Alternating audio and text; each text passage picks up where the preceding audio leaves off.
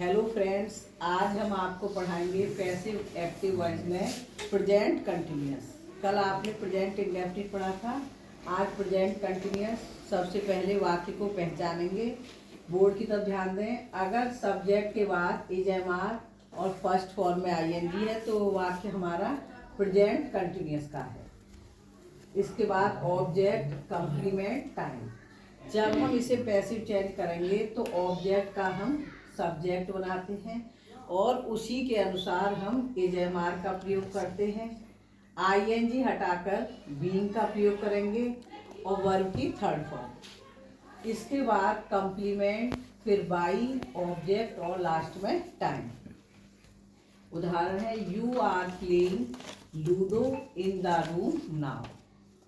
अब इसमें लूडो जो है वो हमारा सब्जेक्ट बनेगा। एक वचन माना जाता है सभी खेलों को, इसलिए इसका प्रयोग होगा। Ludo is being played in the room by you now. Next negative है, इसमें सभी रूल उसी की तरह होगा, बस नॉट का प्रयोग होगा इज एम आर के बाद। तो देखिए, नॉट के बाद being, third form, complement, by, object और लास्ट में टाइम। तो जब हम पैसिव बनाएंगे तो देखो उदाहरण है she is not opening the door at this time. तो द डोर यहाँ पर ऑब्जेक्ट है, वही सब्जेक्ट बनेगा। The door is not being opened by her at this time. Next interrogative. Passive voice बनाते समय सबसे पहले हेल्पिंग वर्ब। हेल्पिंग वर्ब के अंतर्गत इसमें इज एम आर आएगा। Subject not being, third form, complement, by, object, last में time. जैसे एग्जाम्पल है are you not learning the poem. तो अब हमारा सब्जेक्ट द पोएम है और पोएम को सिंगुलर मानने के कारण इज का प्रयोग करेंगे। Is the poem not being learn by you. अब अगला है WH वर्ड से प्रश्नवाचक शब्द। सब्जेक्ट के अनुसार उससे पहले इज एम आर। नेगेटिव अगर है तो नॉट, अगर नेगेटिव नहीं है तो सब्जेक्ट के बाद बीइंग का प्रयोग करते हैं। Third form, complement, by, object, type. जैसे where are you cooking the food. तो वेयर से ही शुरू होगा, लेकिन अब हमारा सब्जेक्ट बनेगा द फूड। फूड, मिल्क, ये सब चीज़ सिंगुलर माने जाते हैं, तो द फूड से पहले is. Where is the food being cooked by you. Now translation में आज है फ्यूचर परफेक्ट। तो फ्यूचर परफेक्ट में अंत में आता है चुकेगा, चुका होगा, चुकी होगी। इसमें विल, शैल, हैव और वर्ब की third form. Object, complement, time.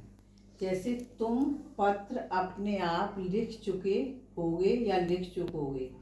तो यू, अब यू के साथ विल का प्रयोग होता है, तो you will have written a letter yourself. ये ट्रांसलेशन का एक्स्ट्रा रूल है। पर डे हम आपको एक एक्स्ट्रा रूल कराते हैं। टेंस तो 12 होते हैं, लेकिन एक्स्ट्रा रूल बहुत है इंग्लिश में। स्टोरी बनाने के लिए एक्स्ट्रा रूल आना आवश्यक है।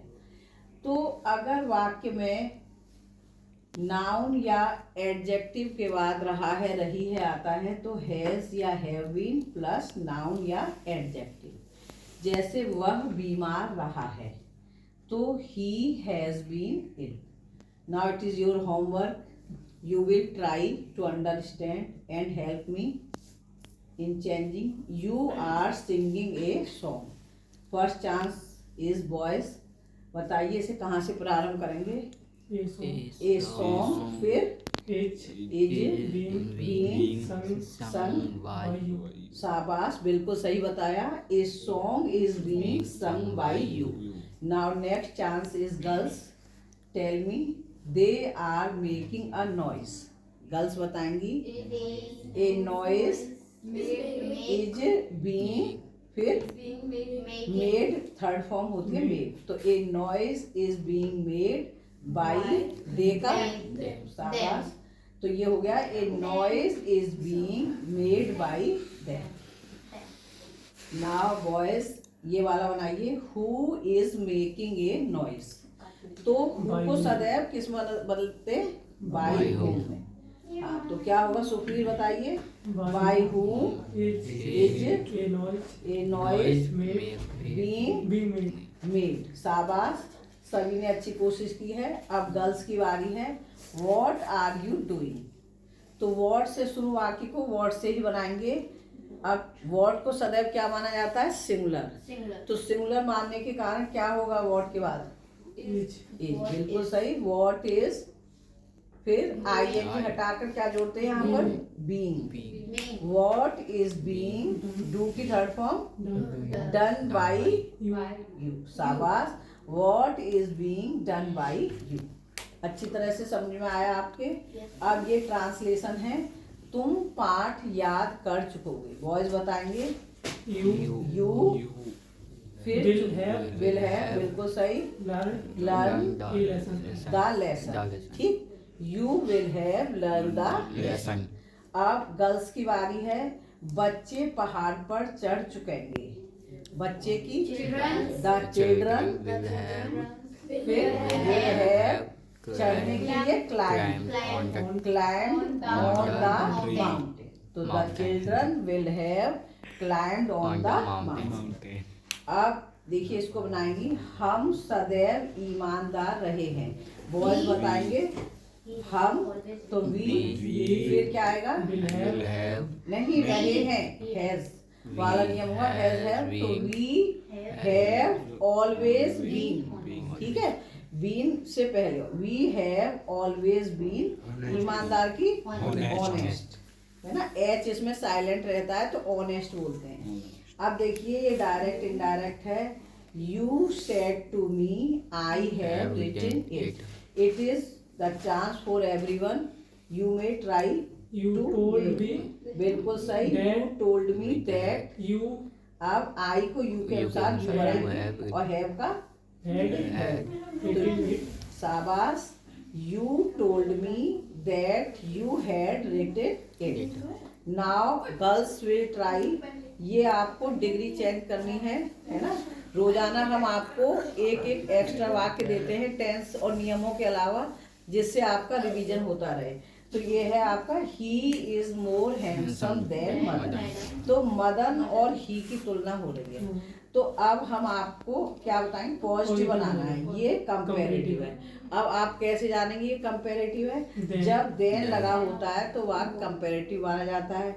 अब बनाइए इसको मदन से, Madan is not so handsome as he.